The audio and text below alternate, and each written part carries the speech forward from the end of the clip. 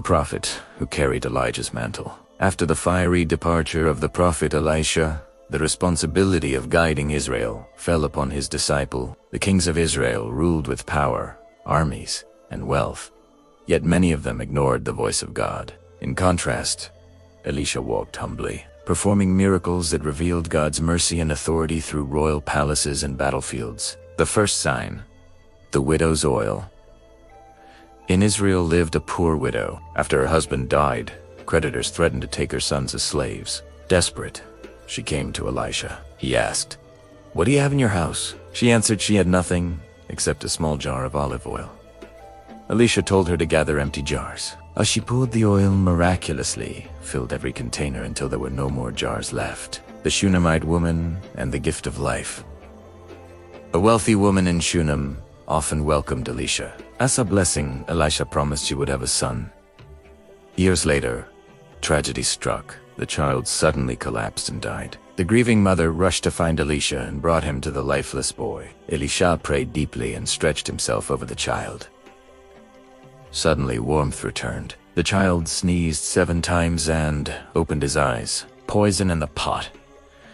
During a famine, a young man unknowingly added poisonous gourds into a stew. Men cried out in terror, "There is poison!" Elisha threw flour into the pot, and the poison was neutralized. Yet the kings still relied more on armies than on the Lord. The healing of Naaman. A powerful Syrian commander named Naaman suffered from leprosy. He traveled to Israel, hoping for a cure. Elisha instructed Naaman to wash 7 times in the Jordan River. Naaman humbled himself and obeyed, dipping into the water. His skin became clean like that of a child. Naaman proclaimed, "Now I know there is no God in all the world except the God of Israel."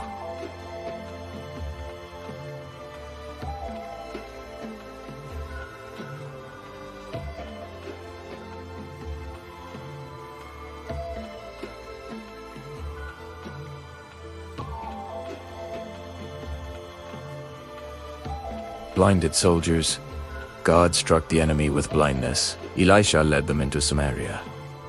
When their sight returned, the king asked to kill them, but Elisha showed mercy, feeding them instead.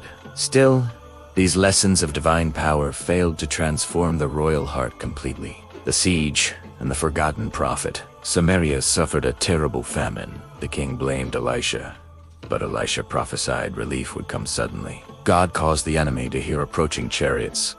They fled, leaving everything. By morning, flour was sold cheaply, fulfilling the prophecy, the tragedy of ignored miracles. Throughout his life, Elisha performed miracle after miracle. Each was a message from God to the nation's leaders. Even after Elisha's death, when a man touched his bones, he came back to life. God's power did not depend on kings. The story teaches us, God performs miracles, yet pride can ignore them. Ordinary people believed, and through them, God's glory shone bright. If you liked this story, please subscribe for more. Goodbye, may God be with you and bless you. Shalom, shalom.